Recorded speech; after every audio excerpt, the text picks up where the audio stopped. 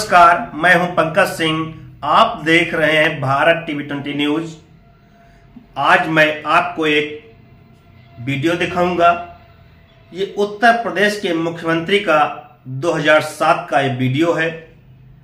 इसको नई दृष्टि से देखने की जरूरत है, नए सिरे से, क्योंकि आप लोगों ने इस वीडियो को काफी बार देखा होगा या एक बार तो देख ही लिया होगा।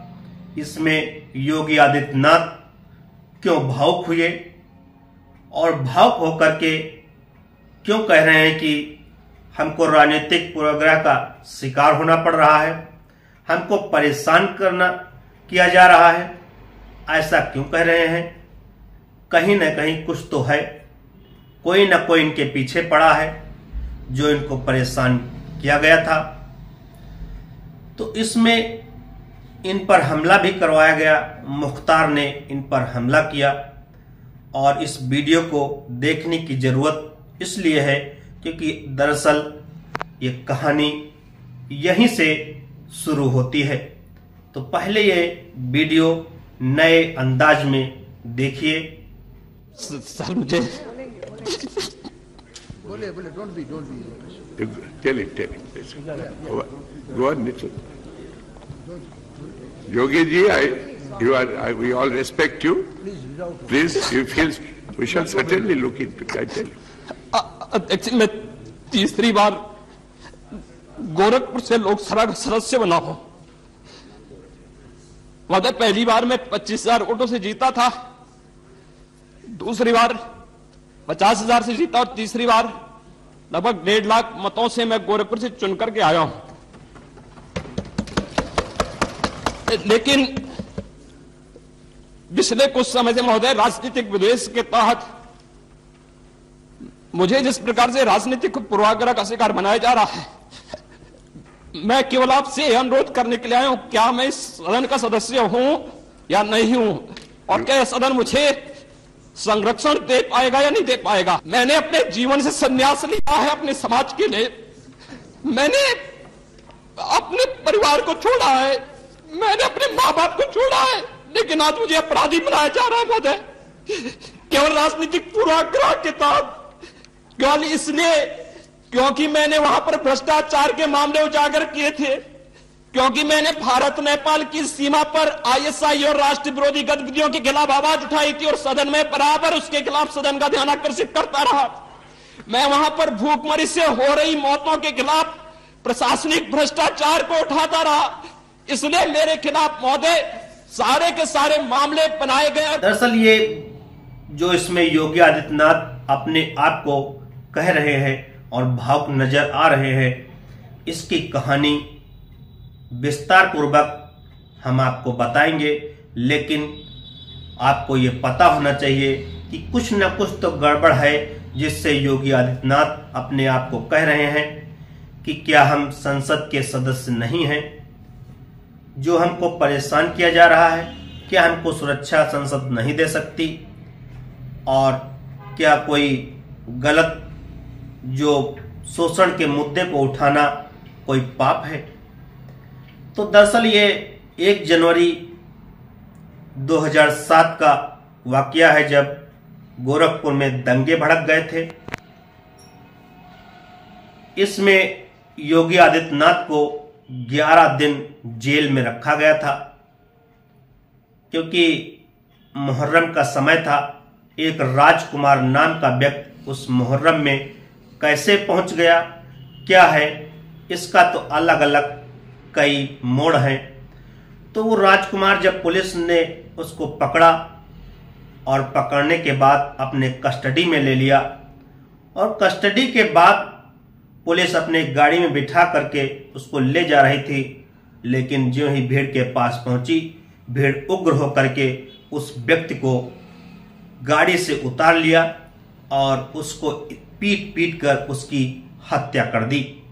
और जब पीट पीट कर हत्या हो गई तो आज गोरखपुर में दंगे भड़क गए, कर्फ्यू लग गया, और उस समय योगी आदित्यनाथ ने फैसला लिया कि हम धरना करेंगे। तो धरना के लिए जो ही योगी आदित्यनाथ ने घोषणा की, उनको उस समय गिरफ्तार कर लिया गया और 11 दिन तक जेल में रखा गया। और जबकि योगी आदित्यनाथ का ये भी कहना है कि हम उस समय गोरखपुर में थे भी नहीं, क्योंकि हम कुशीनगर से वापस अपने संसदीय क्षेत्र आ रहे थे और हमको ये कहते हुए अरेस्ट कर लिया गया कि जिले की शांति व्यवस्था में बाधा पहुंच रही है और इनके जरिए शांति भंग होने की उम्मीद है। ये कहकर के अरेस्ट कर लिया गया और उनको 11 दिन तक जेल में रखा गया। ये शायद कुछ लोगों को, अधिकतर लोगों को पता भी नहीं होगा, ये जानने की जरूरत है। आगे जब उन्होंने कुछ दिनों के बाद, क्योंकि ये इसलिए किया गया, उस समय 2007 में चुनाव विधानसभा होने वाला था और मुस्लिम वोटों के लिए, मुस्लिम लोगों को खुश करने के लिए मुलायम सिंह के आदेश पर यह सब हुआ, क्योंकि उस समय मुख्यमंत्री मुलायम सिंह यादव थे। उनके इशारे पर योगी आदित्यनाथ को भी अरेस्ट किया गया और ये सब मुस्लिम वोट बैंक के लिए किया गया। उनको जब देखो तब ये होता था कि ये योगी आदित्यनाथ को राजनीतिक दृष्टि से मुस्लिमों को खुश करने के लिए उनको अरेस्ट कर लिया जाए, जिससे राजनीतिक फायदा हो जाएगा। तो ये सब पहले के सरकारों में हो रहा था, लेकिन जो ही योगी आदित्यनाथ ने 2002 में हिंदू युवा वाहिनी की स्थापना की, तो उनका धीरे धीरे कुनबा बढ़ने लगा, दूर दूर तक उनकी चर्चा होने लगी और वो एक पोस्टर, हिंदू पोस्टर बॉय बन चुके थे। इसलिए उनको सोचते थे ये हिंदुओं के सबसे बड़े नेता हैं, तो मुसलमानों को खुश करने के लिए इनको यदि अरेस्ट कर लिया जाएगा तो मुस्लिम खुश हो जाएंगे और सारे लोग ये देख करके हमको वोट दे देंगे। ऐसा ही वाकया जब सीरियल बम धमाका हुआ गुजरात में 2008 का समय था और आजमगढ़ से कुछ लोगों को अरेस्ट कर लिया गया, उठा लिया गया संकेत के तौर पर, तो योगी आदित्यनाथ ने यह फैसला लिया कि हम आतंकवाद के विरोध में एक रैली निकालेंगे। रैली निकालने का जब फैसला किया, उनका काफिला चल पड़ा और काफिले में लगभग 100 से अधिक गाड़ियां, सैकड़ों मोटरसाइकिलें उनके काफिले में थीं। काफिला वहां से निकला। इस समय मुख्तार ने अपनी दुश्मनी निकालने के लिए प्लान बना कर, क्योंकि वो कहीं न कहीं अपने एक कुनबे को, जो अपने बिरादरी को सपोर्ट करने के लिए, वो खुश करने के लिए, क्योंकि वो भी एक राजनीतिक व्यक्ति और सरगना था, वो अपनी वोट बैंक के लिए यह सब काम किया करता था। तो योगी आदित्यनाथ जो ही चले और एक 7वें नंबर की गाड़ी में वो सवार हो लिए और यहां से उसको सूचना लग गई कि 7 नंबर की गाड़ी जो है उसमें योगी आदित्यनाथ बैठे हुए हैं। लेकिन योगी आदित्यनाथ जो ही चाय पीने के लिए एक जगह रुके, उन्होंने चाय पी करके जब बैठने के लिए चाहा तो गाड़ी उन्होंने कब बदल लिया किसी को पता ही नहीं चला।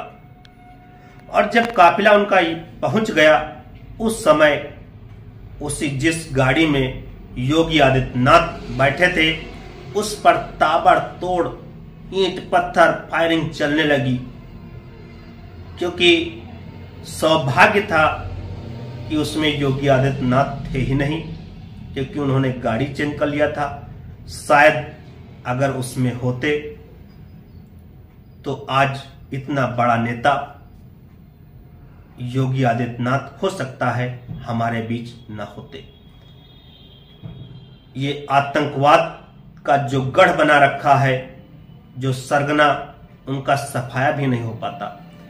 लेकिन जब योगी आदित्यनाथ बच गए इस हमले के लिए योगी आदित्यनाथ ने मुख्तार को जिम्मेदार ठहराया। और खासकर बात यह है, उसके लिए उस पर कोई दोष भी नहीं लगाया गया। मुख्तार पर कोई दोषी उसको नहीं ठहराया गया इस दंगे का। तो योगी आदित्यनाथ को जब गोरखपुर दंगे में जेल में रखा गया था, उस समय जब उनको अरेस्ट किया गया था, तो जहां से उनको अरेस्ट किया गया था वहां से गोरखपुर जेल 5 किलोमीटर की दूरी पर थी। और इस 5 किलोमीटर की दूरी को तय करने में, योगी आदित्यनाथ को ले जाने में प्रशासन को 7 से 8 घंटे लग गए। तो कहीं ना कहीं अगर देखा जाए तो योगी आदित्यनाथ का जो माफिया डानों के प्रति पहले ही नजरिया स्पष्ट हो चुका था कि हम जो उत्तर प्रदेश का जंगल राज यदि सत्ता में आए कभी तो समाप्त करेंगे। तो उनको यह भी देखना चाहिए कि योगी आदित्यनाथ के साथ क्या क्या वो व्यवहार करते थे। लालू ने तो यह भी कहा था कि अपनी घंटी मंदिर में बजाएं जाकर के, यहां इनका क्या काम है। सब लोग हंसते थे। आज वही योगी आदित्यनाथ देश में सबसे पावरफुल प्रदेश के मुख्यमंत्री हैं, क्योंकि वर्ल्ड लेवल पर देश का एक नेता मोदी जो सबसे बड़ा पावरफुल, उसके बाद मुख्यमंत्री योगी आदित्यनाथ का नंबर आता है। क्योंकि जन बाहुल्य हुजूम सबसे ज्यादा किसके पास जुड़ा है, तो योगी मोदी जनता की पहली पसंद बन चुका है। तो हर समय अपने एक स्पष्ट फैसले के लिए जाने जाते हैं योगी आदित्यनाथ। उनका एक नजरिया पहले ही था, जब चुनाव घोषणा हुई थी वो मंचों पर आए थे तो एक ब्लैक रिबन का चश्मा लगाए हुए व्यक्ति बोल रहा था, उत्तर प्रदेश में यदि रहना है तो सीधे बन जाओ, अगर यहां पर गुंडाई करोगे तो आपका स्थान शमशान होगा या फिर जेल। तो अपना पहले ही सरकार आने वाली है, पहले ही अपना ठिकाना ढूंढ लें या तो उत्तर प्रदेश छोड़ दें। ये कह करके उन्होंने पहले ही अपने राजनीतिक मंचों पर से घोषणा कर दी थी। तो अपनी बातों पर वो खरे उतरते हुए पूरा सफाया किया है। और आरोप कोई भी लगे तो इसी समय मुख्तार इतना डरा हुआ था जब योगी आदित्यनाथ सत्ते में आए, उसको खौफ खाया जा रहा था, क्योंकि उसने अपनी जेल को ट्रांसफर करवाया पंजाब किसी बहाने से। लेकिन वहां भी उत्तर प्रदेश सरकार ने कई वारंट जारी किए, सुप्रीम कोर्ट से मुख्यमंत्री को जाना पड़ा, उसके बाद यहां लाया गया। तो डर गया था, वो खौफ के आगे वो दिल का दौरा पड़ने से उसकी मौत हो गई। तो ये जो इतने पूर्वाग्रह राजनीतिक शिकार हुए हैं, इसको देखने की जरूरत है। अगली खबर में फिर मिलेंगे, तब तक के लिए इतना ही। देखते रहिए भारत टीवी 20।